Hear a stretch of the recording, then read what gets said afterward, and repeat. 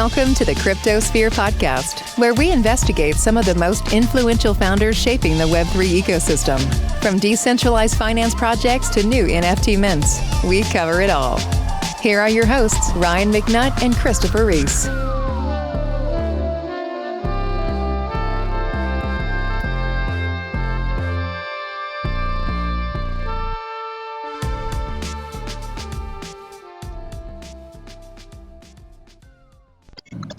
Lift off. So we're in our seventh episode of Cryptosphere, and we have Dexible here with us. Perhaps you could give us an intro of yourself and the company, and give folks an understanding of who we're talking to today. Yeah. First off, thank you so much, guys, for having me on the podcast. Pretty excited to be here. I just learned that we're basically neighbors, so I'm excited to meet people who live down the street from me. I am so excited to be here. I moved down to Austin about a little less than a year ago, and we've already seen an explosion of the crypto community here.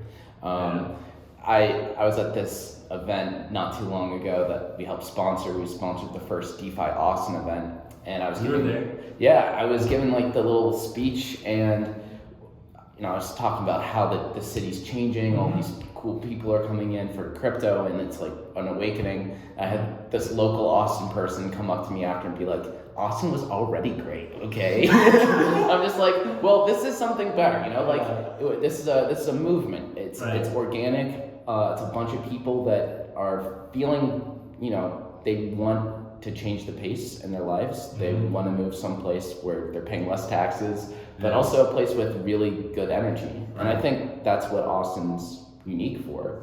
I was up in New York for a bit. I was checking out other cities as well, just where I could move. And I decided to move to Austin because I think there's a really good vibe here, especially for builders. I want a place that's very friendly for hackers, people that are working on big picture sorts of ideas, rather than trying to be super showy with their wealth or trying to be at the top of the totem pole. I don't want a place with like people elbowing to be the top, to get to the top. I want a place where it's like an open invitation to come to my event. And we've already seen that. It's very low key. I was at the Zora party the other day. You were there too? Yeah, and it was just in a backyard, and there's like all this barbecue, live music. If we can keep that up, that is the friendliest environment for newcomers into this space. Absolutely. And, I think companies like Sphere DAO or organizations, I don't know if you guys would officially call yourself a company, but organizations like Sphere DAO, Dexible, all the Austin teams here, this is a cool thing we get to cultivate, and especially with ATX DAO coming to life, this is a really cool place to be in the right time. So I'm so excited to be here. So what got you started on Dexible? So my story of getting into Dexible is really the story of how I got into startups. It's also the story of how I got into crypto, and it's really the culmination of all those experiences. So I was at school in DC, and I was studying international affairs, which makes sense. I was at like one of the best schools in the country for learning international affairs.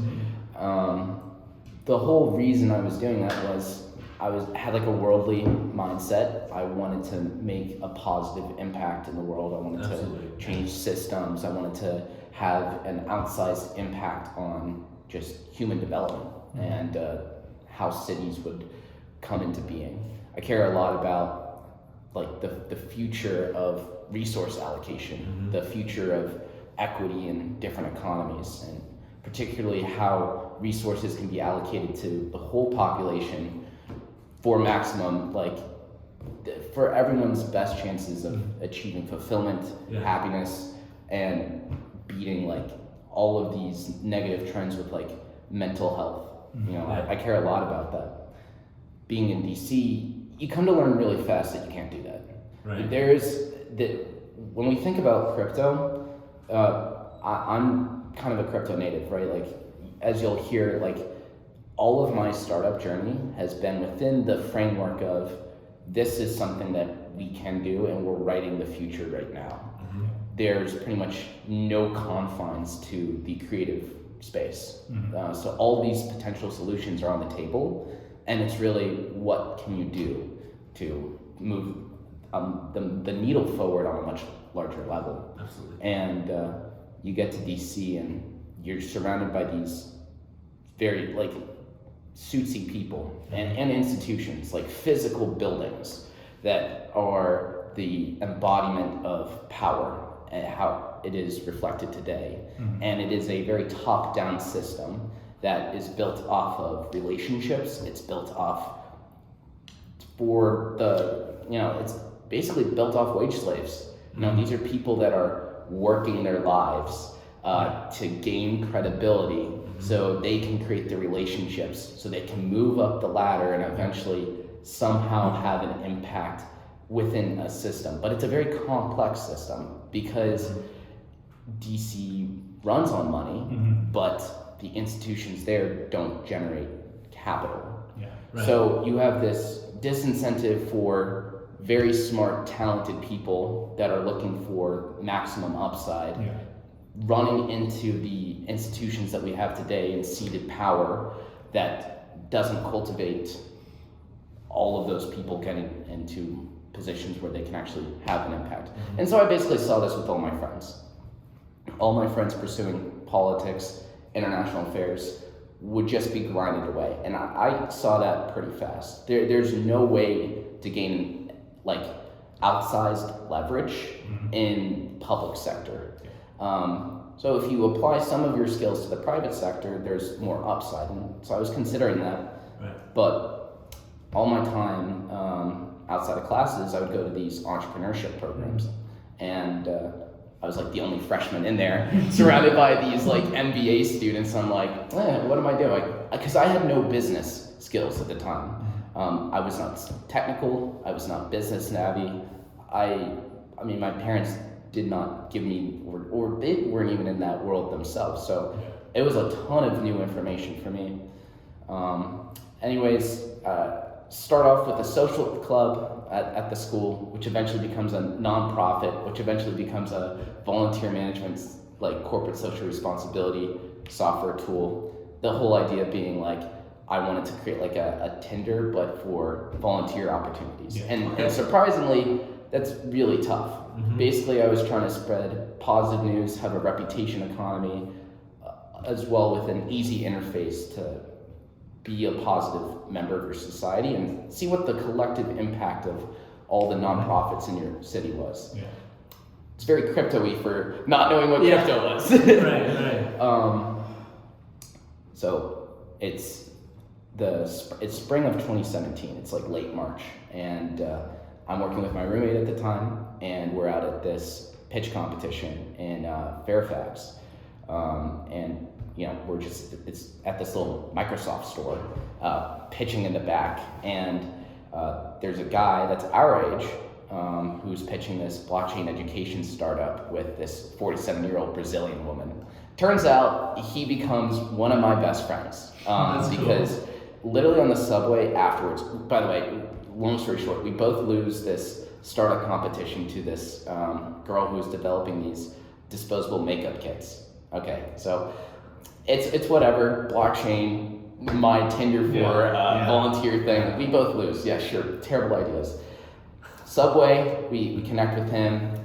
My roommate and I meet up with him at Starbucks a few days later, and he's already been thinking about crypto for some time. He had started this crypto fund in high school where he was taking people's money and trading Bitcoin and stuff. And so he was exposed to all these ideas, and we're like, first off, remember, DC is not focused on the private sector. It is focused on advancing you through the public sector. Right. So the number of people in innovative startups, you could count them on like one hand, and it is still very small. So for someone our age with our energy, also pursuing something super cool, we're like, we're on board. Yeah. And so that's how I start falling down the rabbit hole. One thing that happens after the next. It's the like ICO craze. We start consulting for one of these teams. Like we do white paper writing, graphic design, and all that sort of stuff. And yeah, I mean, we just go on like a spree of different ideas, and all of these people, we're hosting events to try to bring people into the fold, and we have all these open doors, so people just start coming in. We eventually raise some seed funding for a startup that's, you can kind of think of it, the precursor to Masari. Mm-hmm. It's called CoinScore. So we raised some funding there. We got an office out of a WeWork, and then all these people started flooding in. We actually built a product. Eventually, we also forked the CryptoKitties code and idea and make something called CryptoPets. So very early into both like NFT gaming and also just like crypto analysis. Mm-hmm.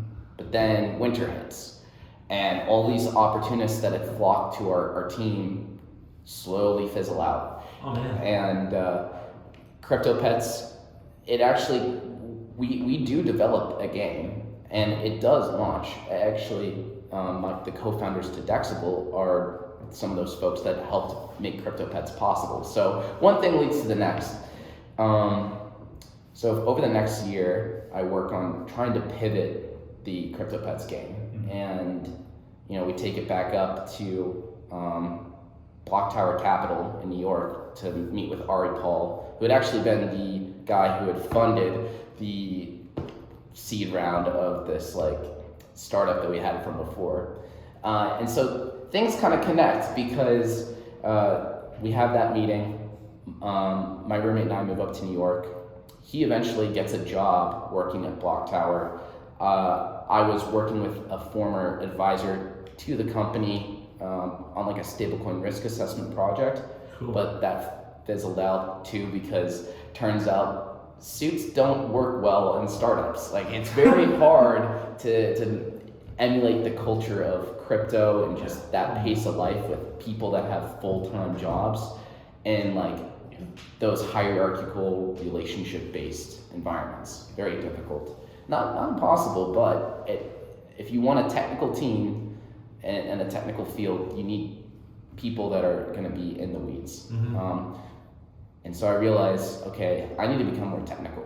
I needed to be self-sufficient in some ways. So I linked back up with Michael Kuhn and Mike Powers, who were the guys that helped out on CryptoPets. And like early summer and throughout the summer of 2019, we're working together online. I bring them up to New York, and we work on the Consensus Grants Hackathon in 2019. We get first place. It was pretty cool. I think we were working on dev tool stuff. So we were very, very in the weeds. And this was a theme for the next year. Like we were very focused on developer tooling. That short background on these guys, they were very senior enterprise developers that had worked in the government. And so they had worked together for 15 years. And at this point, they have even more years on top of that. So they're basically like in sync with each other's work patterns. They know exactly what's going on. So yeah, we linked back up with them and just worked on this thing called BiddleHub. And Biddle. Yeah, I know, right? Terrible SEO, bad name. It's just what it is. We're gonna have to change it, but we're not there yet. We're not there yet, but there is something called BiddleHub, and it does continue to exist, and it does have tens of thousands of users, surprisingly. Yes, that's I know. Awesome. And we don't make money from it, but all these people still benefit from this thing. It's basically an if this then that, or a Zapier, but for Web3 to Web2 data flows. So you can think of composing some sort of on-chain or off-chain signal and then implementing some sort of action, either a change of state on-chain or some off-chain, maybe like communication, like a Discord bot, an email. Interesting. Yeah, all webhook. So that's what we were working on for some time. We got integrated directly on the POAP website, or the ENS website, made the first Discord NFT bot prior to Collabland. Fun fact. I know. That's so cool. Yeah, we knew the Abridged guys, and actually for a time we're like, okay, is BiddleHub a competitor with Abridged? They eventually take this idea maybe like 6 to 8 months later and work on something called Collabland, because we were doing this before NFTs had come back. So there wasn't this like whole DAO rush, community rush thing. And POAP was very like forward thinking in terms of how a community can form up and come together around the little POAP badges.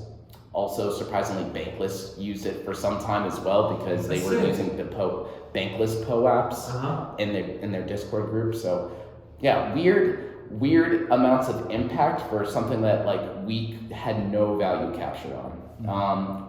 We went to this accelerator in the summer of 2020, and it was called the Creative Destruction Labs.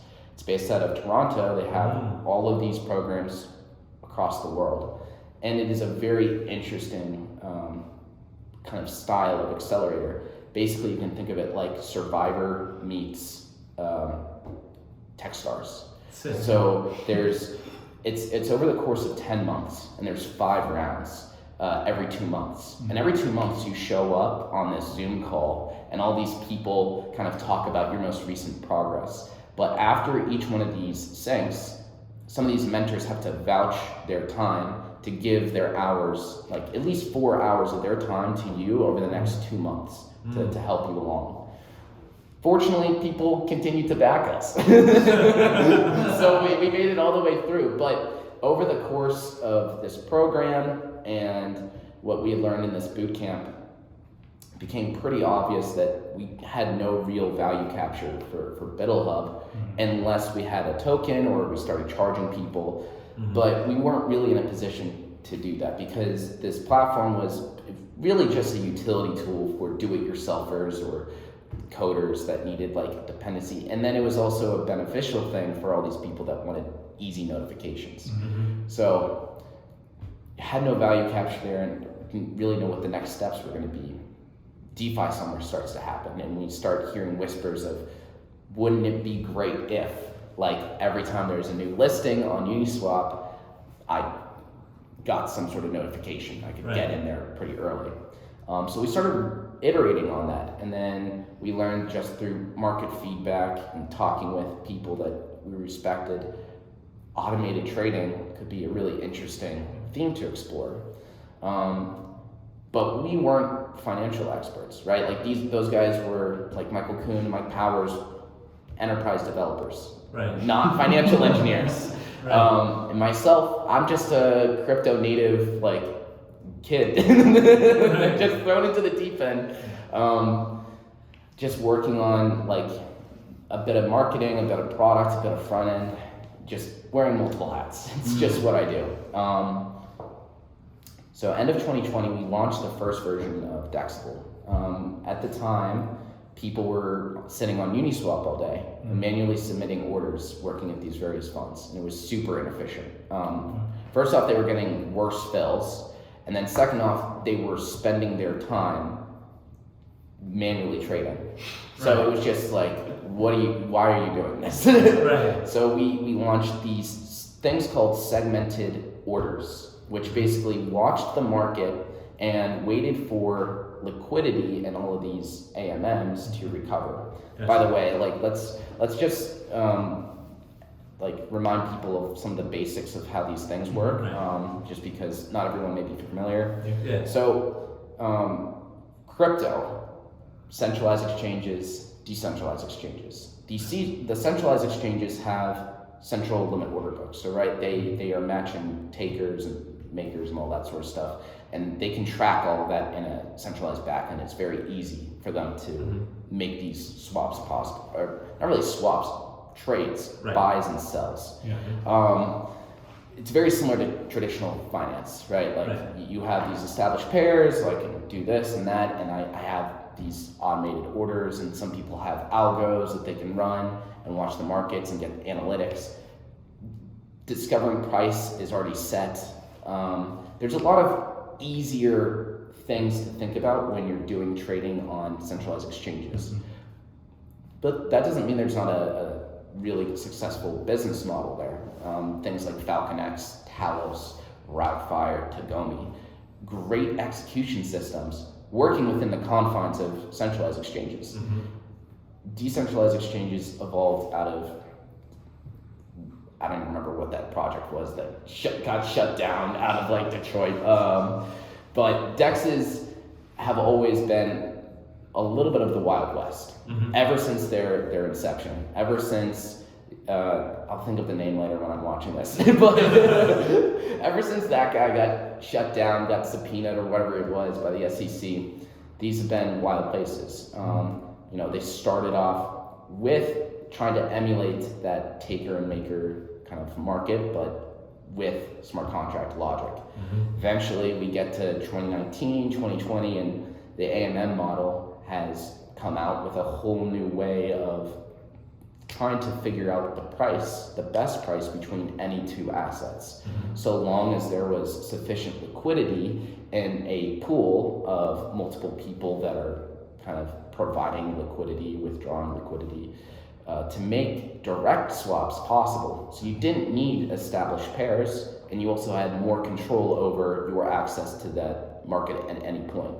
So there were a whole new economy around how you provide liquidity, how you think about staking positions and all that sort of stuff, which starts to take off. Leads into DeFi summer, right? So that introduces a lot of complexity. One, because not only are there all these liquidity pools on one AMM, there's multiple AMMs because these things get forked. And the sushi swap thing was that moment where it's just like, oh, wait a minute. You're telling me I can just take all of this, and I just fork it? I don't need to do any of that hard work. And then it just becomes a marketing game. It becomes a little of a marketing game, a bit of a technical maintenance game, a bit of a smart contract, like how are we going to change up some of the unique mathematical relationships here. So all these things exist, and all of these potential sources of liquidity exist, but it's overwhelming. I mean, full-time traders would get overwhelmed by that. So we start seeing the rise of aggregators, things like 1inch emerge, Matcha. And there's a number of other aggregators as well. And the basis of them is that they have some sort of smart order router. We call it an SOR for short.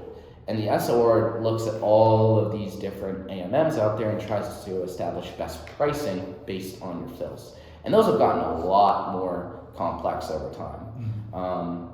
And I'm more than happy to talk about what the future of that sort of stuff looks like as well. So that kind of sets the stage for why these problems were so difficult, where the market opportunity lied, when Dexible started. And over the past year, like, most of these problems still remain. Any sort of trading in size using existing tools, like if you use, there's really three solutions. Either you're a full-time trader and that's also very technical, building your own tools, scripting, infrastructure. That is possible, but it doesn't scale. It really can't scale beyond your own kind of money going into it, because you really need a team managing all the relationships. You need someone doing research, and the technical side of things is very time consuming. So that's why most people that are technical would just do arbitrage bots, because you can do that by yourself, right? Because that's just watching the markets for where can I make some money here and there. That's way easier than automated trading with conditional orders and signals and stuff. So the other route, have dedicated in-house engineers. You probably have a quantitative team and a portfolio management team, but you will also need a dedicated engineering team that is building this infrastructure, maintaining all the integrations with these various liquidity sources, probably manages internal private market making capabilities as well. That was the essential thing that some of the early funds have dedicated efforts toward. if they have like a full trading team, and that's always been what they've done, some of them do have that, but it's really the prime business of the market makers and OTC desks to have that technology in-house. We learned that last fall when we were trying to do this like fundraising round, and we'd go out and be like, so this is what Dexible does, and they're like, well, this is what we do in-house. And it's like, oh, did we just disrupt your entire economy? I'm sorry. Because that's what we do. I mean, you get pretty much the same service as going through with the OTC desks, minus the fact that we don't have like a pricing that won't affect the market pricing. So that's also something we can talk about later, is the future of like private market making and kind of translating the world of dark pools from traditional finance into DeFi, how that stuff looks. So yes, and then the last solution, say that you have a team, you're the portfolio manager, you can go between all the tools that exist out there. So that still means that you're going to be submitting some sort of manually sized round of an order, because you probably have millions of dollars that you're allocating. Like these DeFi funds range in size from like 20 to $200 million. So you have millions of dollars at your disposal, and you've got to move tokens into staked positions, unstake them, swap them. Still a ton of manual steps, and there's really no simplicity to do it. You can use like some of the portfolio interfaces. You'll be using like an MPC wallet with your fund for like control over how much you can spend as a trader and just like fund administration. And then you're using all of these staking tools, maybe some of the auto harvesters, things like auto farm, but you're also getting exposure into early stage projects because you're doing so much research and just talking to people in Telegram groups, doing the not insider trading but insider trading sort of game. So those are three solutions that do exist, and one of them doesn't scale, the other is very expensive, and the last one is just less efficient and doesn't really have automated trading capabilities.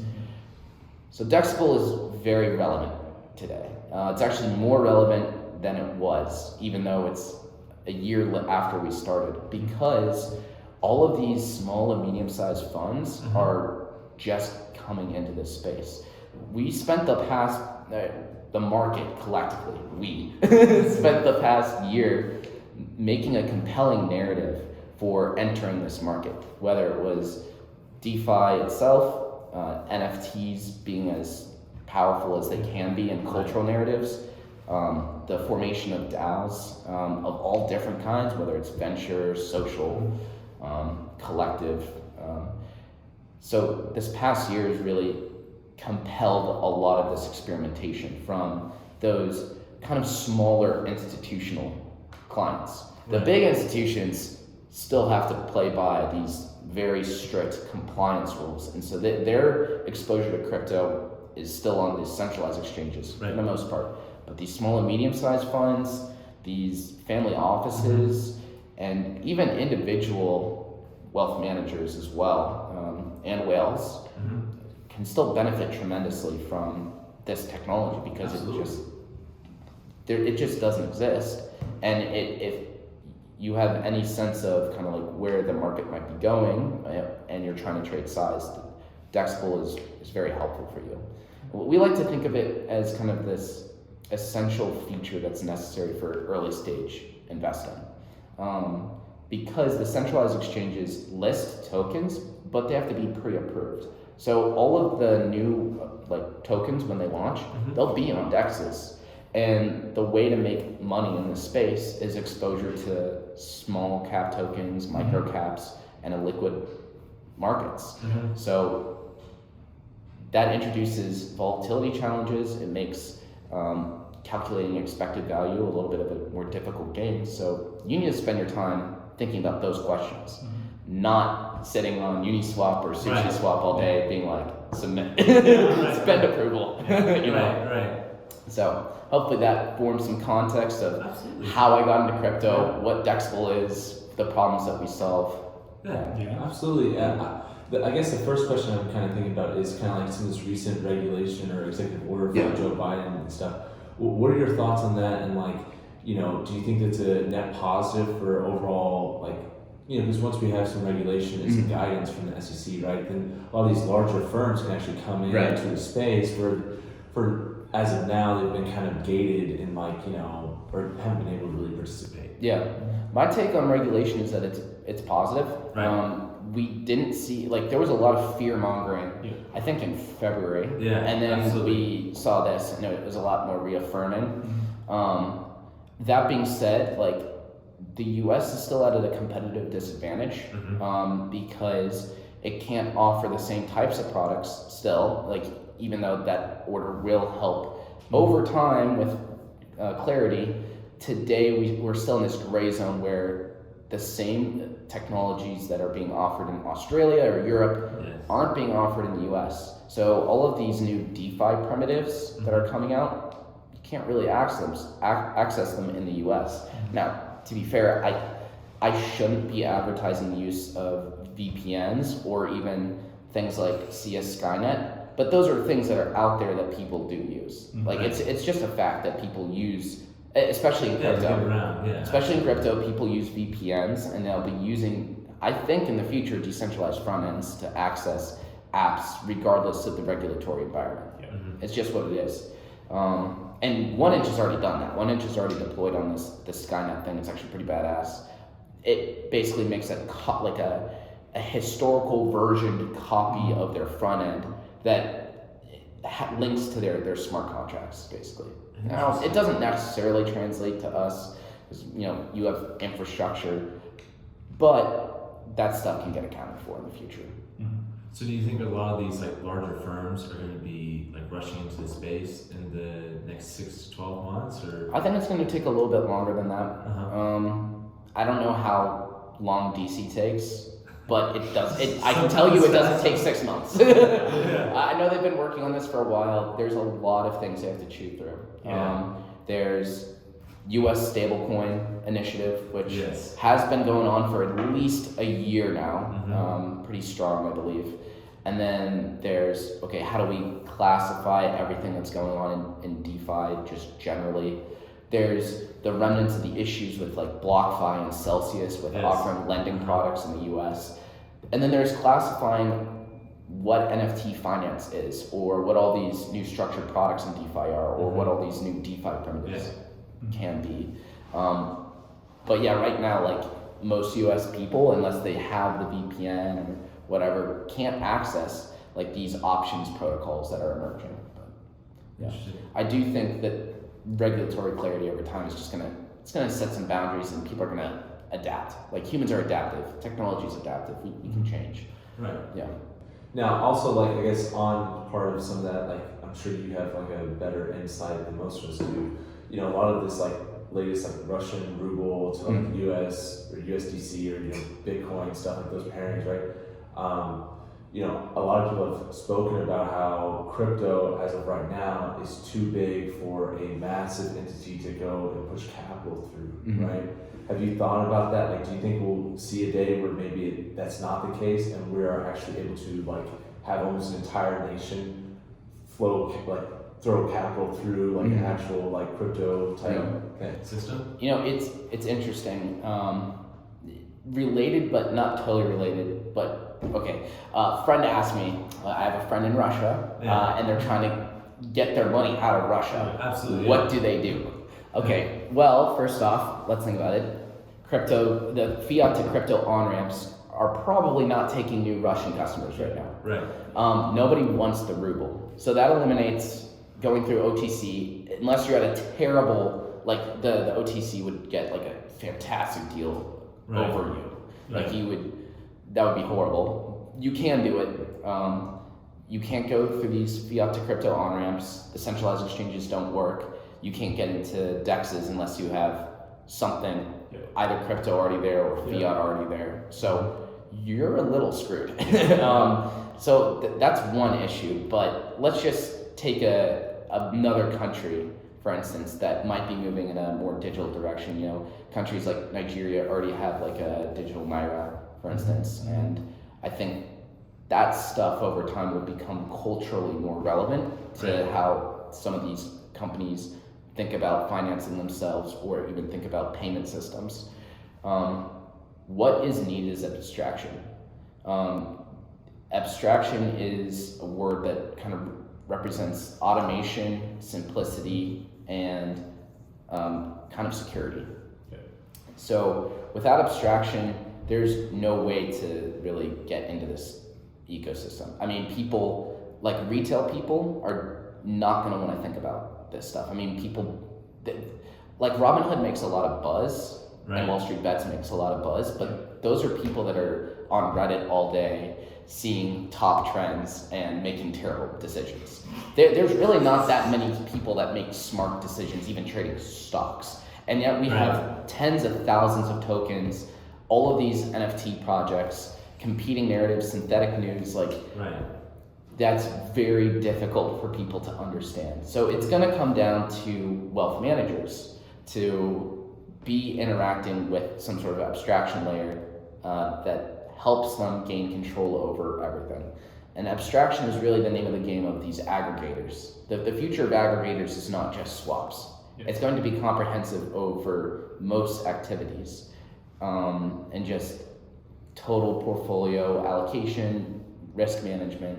It's going to be integrating all these technologies that emerge. And I think that's the beauty of this space, is that the goal of it was always to be composable. It was always to build things on top of each other, but to have some sort of assurances that, you know, one of these Lego blocks isn't just gonna collapse and the whole system just comes crashing down. Because I would say for the first year and a half and 2 years of DeFi, that was definitely possible with some of the kind of Oracle exploits. I think we're at a point now where that stuff has gotten mostly accounted for. You need that exploit phase, you need that code is law phase for this technology to mature, for the auditors to get smarter. And where do you see, because you touched on it a little bit earlier, where do you see some of this like smart order routing going in the future? So today, you can use there's some projects that I don't remember the name of that also have their own kind of smart order router, but the two biggest ones are the 0x one and the 1inch one. The 1inch one, you kind of trade through 1inch, but it's not accessible from third parties. You have to basically be a trader interacting with 1inch and kind of go through various things. Unlike the 0x API, which is a public utility that kind of anyone can plug into, and 0x doesn't even take a fee today on that. So cool thing that they offered the community. It's the same technology that powers Matcha. The future of these kind of smart order routers is really sophisticated. We actually have a dedicated team of 4 engineers right now working on building our own smart order router. This is due to the fact that 0x doesn't actively maintain their API. They are pushing some new integrations, but we're growing too fast, frankly, for them. The other thing is that it's slow. It's slower than what our customers need, and it's more expensive because of the extra contract call. So they aren't taking a fee, but we do have to make an extra contract call on chain, which adds up. Time, money. We're trying to be efficient. So we're building our own. We hope for it to be done in June. And the thing is that this technology is critical for us because it's the fundamental thing that lets us explore new network integration. So we've gotten contacted from all these other chains that aren't integrated with 0x just yet, and they're like, come to our network. And we're just like, well, we can't yet. But when we have our own smart order router, we can translate those contracts and we have to always do infrastructure development on those other networks, and it makes that possible. We're going to live in a multi-chain world. And the thing is, as part of abstraction, you're going to be able to access assets on multiple networks and manage liquidity positions but with some, but not like changing your network on MetaMask or going to a new wallet or thinking about each independent bridge that you're going to use. So part of that is bridge aggregation. Part of that is orchestration of contract calls on other networks without you manually submitting things. And this is stuff that we're working on right now. That's cool. Yeah. That's really cool. I was going to ask, was there a specific catalyst that you guys saw where you ramped up just order volume? Because I think you guys are coming up on like 500 million, right? Yeah. That's an interesting question. So we've definitely been onboarding way more clients in the past few weeks because we're doing this whole BD overhaul, and the market is very ripe for this technology because, as I said, so many new funds are exploring it. Regardless of macro cycles, they're coming into this space very excited and hungry, and they're looking for technology to get started. Because once they can manage large amounts of money, they can start playing around with all of these other apps that are out there. They can, like, it becomes possible, but they really have to get through this MPC wallet phase where they're like, okay, we have some fun admin and ops, and we have to figure out what we're gonna do for accounting along with that, and then we also need to manage our capital wisely. And there were very few funds that were really well set up to do that unless they were already in crypto thinking about these things for a while. So all these new funds are like, okay, what are the answers to these questions? Which is why we're now also doing a bit of educational content, trying to speak to some of those answers because they don't exist out there. Right. Yeah. The guidance is just lacking, right? Right. See that? Yeah. So we need to help people get into these other MPC apps, whether that's like Fireblocks or Credo. There's several others out there as well. But the more explanation about that, that's kind of like the first point that all these funds that are exploring DeFi need to think about. And then after that, we start to think about, okay, how do we make information gathering reliable? I don't have the answers there just yet, because it's like you talk to portfolio managers when they're doing like very early stage trades, and they're like monitoring Twitter still, Telegram feeds, looking at various dashboards, and you can do that, but it's not efficient. But that's not our business model. We're not in the business of analytics. There are things like Nansen out there, Into the Block, other data providers that you can work with to figure out where upcoming and trending things are. But have you seen Lunar Crush before? No, I haven't. I think there's actually an engineer that works there that is in the ATX now. I think she's a community member. But they have a project that actually does more like project sentiment, social media, like discovery for like a thing. That stuff is super important. Yeah, it's super cool. You talk to like retail people even that are using centralized exchanges, and they're like I don't know where I find anything. So that's definitely a challenge for retail that's still in Coinbase, Binance, Kraken, Gemini, whatever. Because they have to answer those questions themselves. And all these NFT projects are like, well, just get MetaMask, and then it'll all be figured out. It's like, yes, but nobody's gonna. That's just play money, right? Serious money, you need serious answers, and that's where it's like, you have to reconcile the fact that you have a fun, loving community with just memes and all these dumb jokes that go out about like, oh, ape into this and that. That's great, but there is a social trap to that. All of the narratives that get pushed around in DeFi, where it's like, oh, there's exploits and there's money laundering and there's confusion and there's no compliance, and well, how does my lawyer or accountant actually track any of this stuff?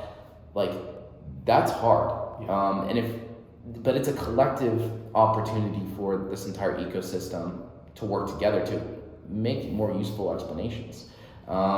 And I think finding ways at the touch points. So I think those are the various interfaces, whether that's like the Coinbase wallets of the world, the Celsius X's, or whatever products they launch.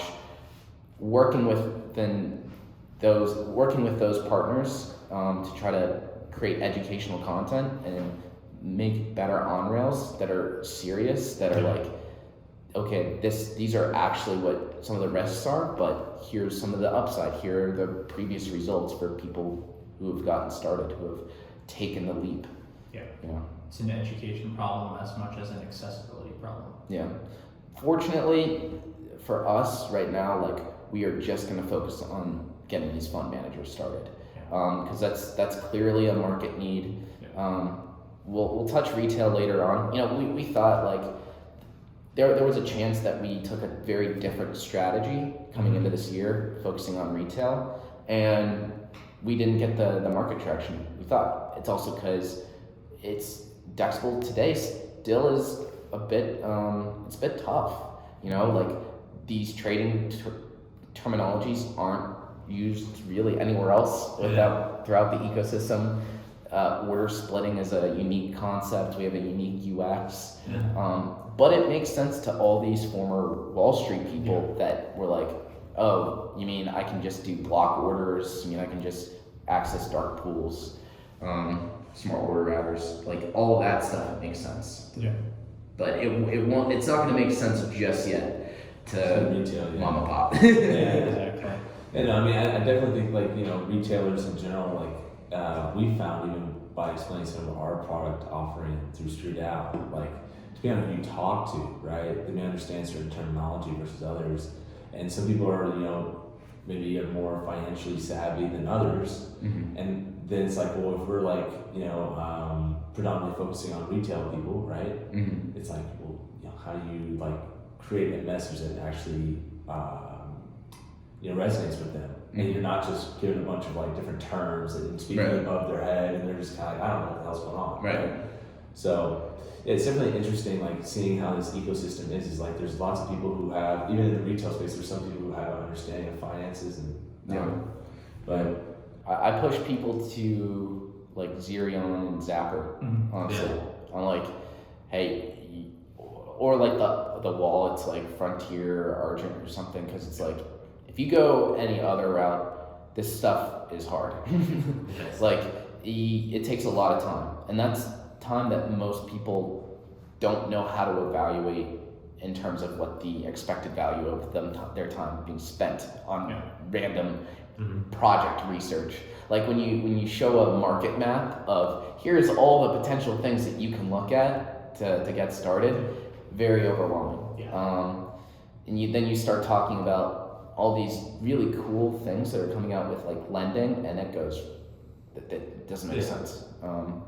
So it's definitely a bit of an education problem, and I think one of the things that's really useful is that it's not financial advice, but it's playbook just demonstration. It's like, here's like here's what someone could feasibly do and how they do it, how they think about their portfolio and how they make some of those decisions. Because it's very hard to have a basis for smart decision making when you're listening to people just explain new projects and sell them to you. And I think that's just something that we all have to work towards. I mean, it could be like, okay, you are this person and you're entering the space. Here's how you think about risk. Here's how you think about how much time that you can even spend on different things. You should be borrowing some amounts so you have a little bit extra capital, making a little bit on the side. There's a bunch of that. I mean, that's a rabbit hole.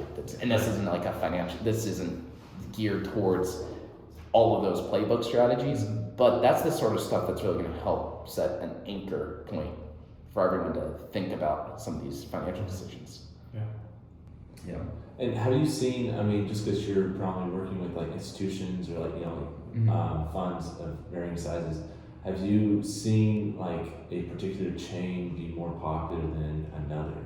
Because a lot of the value is locked in Ethereum, but the gas fees are there. I mean, for retail people, it kind of eats up a lot of the you know, need for it. This is an interesting question because, you know, the new network integrations on Dexible, like we launched on Phantom and Binance. Well, they're calling it BNB now. Like, we hopped on a call. It's not Binance Smart Chain anymore. It's BNB. So we launched. Oh, really? Yeah, I didn't know that either. But apparently they're trying to go back to BNB. We were on with their BD last Friday, we're trying to explain this. I'm still trying to work that out in my head, but we launched a Phantom and BNB integration about 2.5 weeks ago, and then we launched on Avalanche and Polygon about 2 months before. And so we see some of the analytics across the various networks, and there's certainly an uptick in trading on the new networks, but there's still a predominantly large size of trading that's happening on Ethereum because for institutions, the transaction fees are less relevant. Because when you're trading in such size, it doesn't matter. It's just about where the opportunity is. But for retail, it's like, everyone probably has dust in their wallets that they can't trade out of. Like there's these small amounts, like maybe under $100 or something inside your wallet, you really can't do anything with on Ethereum anymore. It's just stuck. So we call that dust.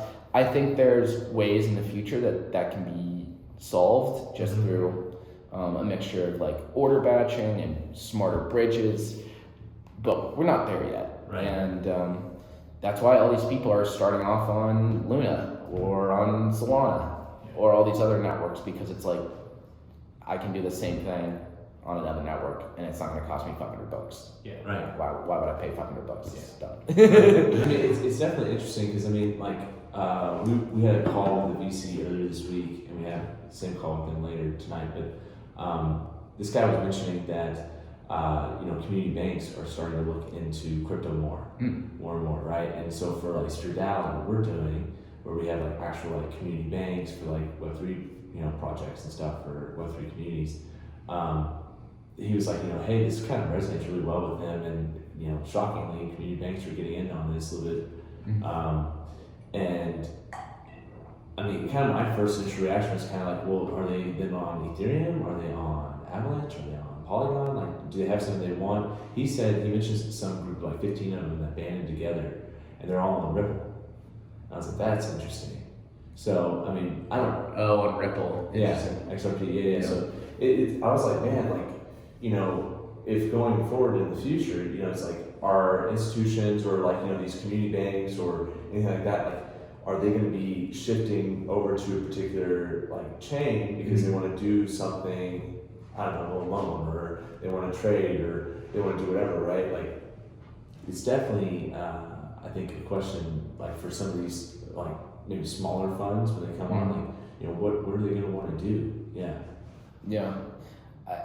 I know XRP has always been very gung-ho on large institutional banking getting involved in crypto. That's always been like their bread and butter. So it makes sense that they're working their way down the ladder, getting some of those kind of community banks.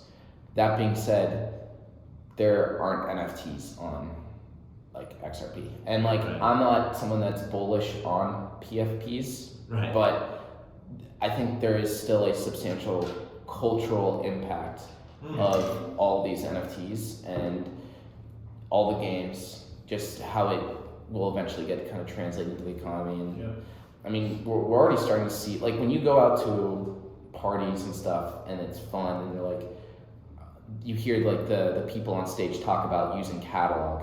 They're not doing that on XRP. And so long as that is true, and so long as all these DAOs have votes on other networks, and so long as there's a network of value that exists outside of just purely financial things, there will always be this cultural association with these other networks.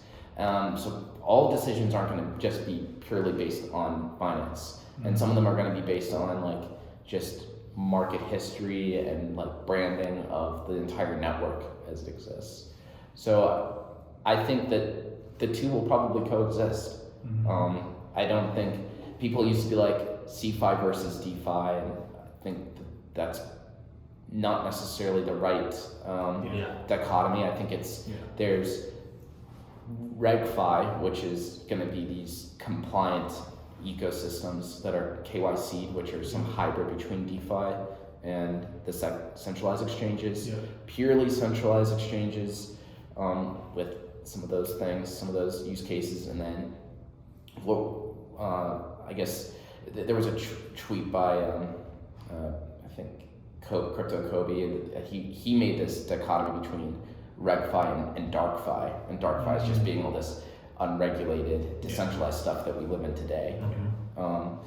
And where do NFTs fall in that? I don't know. Where do all those actions, because they're not necessarily financial things. Obviously, we know them as financial things, but again, I think in the future, a lot of the minutia of the finances behind everything get abstracted away, because this is just a learning about human nature. Like when we think of something as financial, we associate it with work. And the vast majority of people are going to associate all of these financial microtransactions, everything being tracked, with work. And it's also not great that we exist in a world where we don't have a solid answer or consensus on, okay, is all of my user history on chain just going to log me into a particular risk profile whenever I go out for a loan or a house purchase? Like, there's still reason to have the right to be forgotten in a world where you have institutions that are manipulative, power hungry, and have reasons to make a social hierarchy rather than a more equitable table of distribution. So there are some unanswered questions. No, it's interesting too, because like some of these credit score providers like Equifax and stuff are looking at potentially evaluating on-chain activity if they can know like somebody and tie them from their off-chain activity to their on-chain activity. Because like you could be like a normal person off-chain and have like a mortgage and a car payment, whatever, and they realize you can have kind of this separate persona where you're some DeFi degen and you're just completely leveraged in every position you make. And they're just like, are they really like 800 credit score type person? Yeah, because what's the line between experimentation and reliability? That's a key ethical question, right? Because I hate taxes as they exist right now. Like the sheer concept that taxes aren't just entirely just automated whenever I get like a paycheck is simply beyond me. Like it doesn't make sense. I have to have like money in my account somewhere to pay for a thing that I don't know how much it's gonna be. And it's not just automatically tracking everything. Like and then there's an entire economy of lobbyists that support these existing tax apps. Like there's definitely there's definitely improvements, and I think like our generation gets to work and hopefully fight for the improvements that are the least bullshit. You know, because listen, like you can go on chain and there was this thing called Degen Score, and then they produce a list of like all the points that you earned from all the dumb activities that you did, and it would evaluate you out of like 1,500 points if you were a true degen. And it was like a whole ranking system. So that's an example of like going through history and evaluating an individual wallet. And listen, I would be in favor of total transparency, total auditability. Like I want everyone to know everything, but we don't live in that world just yet. Right? So long as there's actors that are going to use that information against the public good and against and to put you in a box where they can categorize you and find your weaknesses.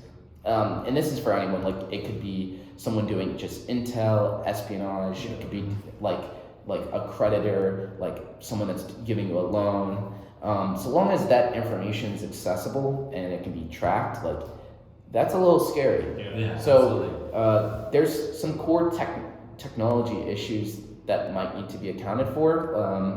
I don't know if mixers are going to do that. I don't know if there's privacy-focused layer 2s that are going to do that. But those are some of the things I think about on top of the Dexible things. But obviously, that's a very collective problem because it's a very hard one to solve.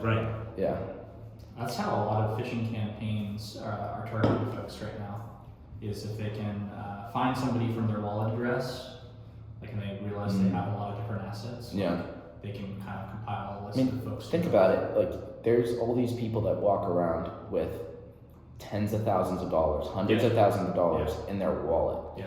Like, it's weird, but you become a literal walking target. Yeah. Uh-huh. All of us. Yeah.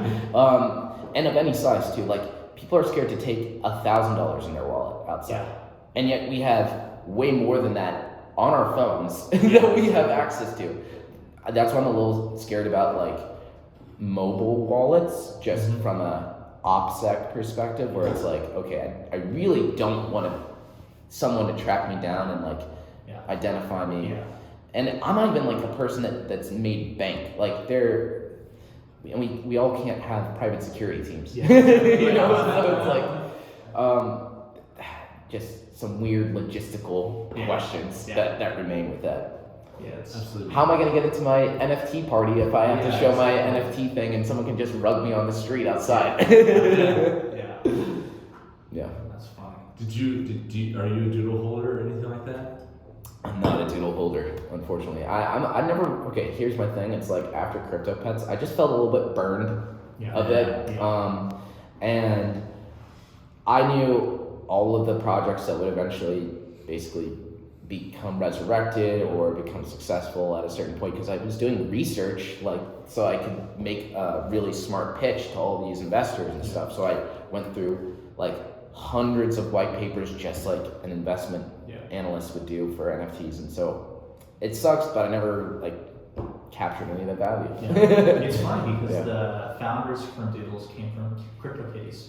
Yeah. They met there, and then they headed over and started their own thing. So a lot of these like Web3 dream teams are being forged in the early days, like with some scar tissue, I'm sure. Yeah. And then they kind of learn from those things, and then they go and build something great. Yeah, I think crypto companies still have such a cool culture. Like, and it doesn't even matter where you are. Okay, minus Coinbase. I think Coinbase has a little bit of a weird culture. but other than that, I think, and that's just because, you know, they've grown so much and there's so many like non-crypto native people that came in and kind of diluted the whole cultural identity. Yeah. But I'd say overall, there's a lot of cool people working in our industry. And it's like, if you really want to be around like people that are going to give you energy, that are like a net positive for just the energy you have every day and like creativity and stuff, like I'm encouraging everyone to like explore the space. Absolutely. And it's like every company's hiring too, so it's like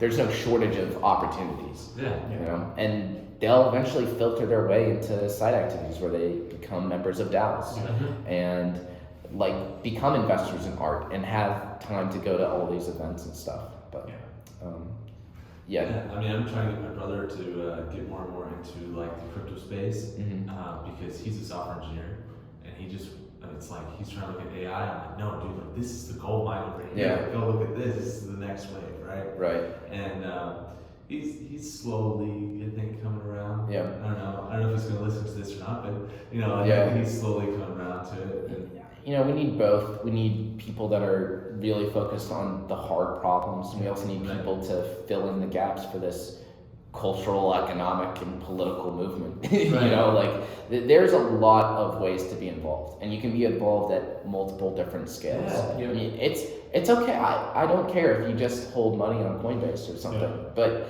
at least you are trying to learn about an innovation that will inevitably have much wider impacts. Absolutely. Just on the way that we think about our relationship with technology. You know, but we need people getting master's degrees still. We need people in college learning hard stuff still. You know? But if you're not learning hard stuff, you should probably be in crypto. Just in some DAOs. That's right. That's absolutely right. Yeah. Well, I think this has been fun, man. You really enjoyed it. So if people wanted to find you or Dexible, where should they go to look at? They can go straight to Dexible.com. We're producing educational content there, videos, blogs, explainer guides. We have active communities on Discord, Telegram, Twitter. We answer pretty much any question that gets thrown our way. Customer service is like the number one thing that we focus on. Cool. And honestly, like, I gotta hand it to like my co-founders, Michael Kuhn and Mike Powers, like they're on the ball just in terms of like answering customer concerns or answering questions. We have a full-time community manager as well. So looking to make a place where people can ask questions just about how they actually do some of this fund management. Right. And if we're approaching it from like a different angle, like there's gonna be the apps that focus on this shotgun approach and they get to go to the conferences and stuff. We have a different strategy right now, which is cool because both things are needed and we'll meet in the middle. Right. So yeah, definitely take a look online, read some more, talk to us, and let's build something cool. Thanks for listening. Find us on social media at Sphere DAO and online at spheredao.finance. Check back weekly for new episodes, and for additional content, check us out on Medium. Until next time, keep hodling.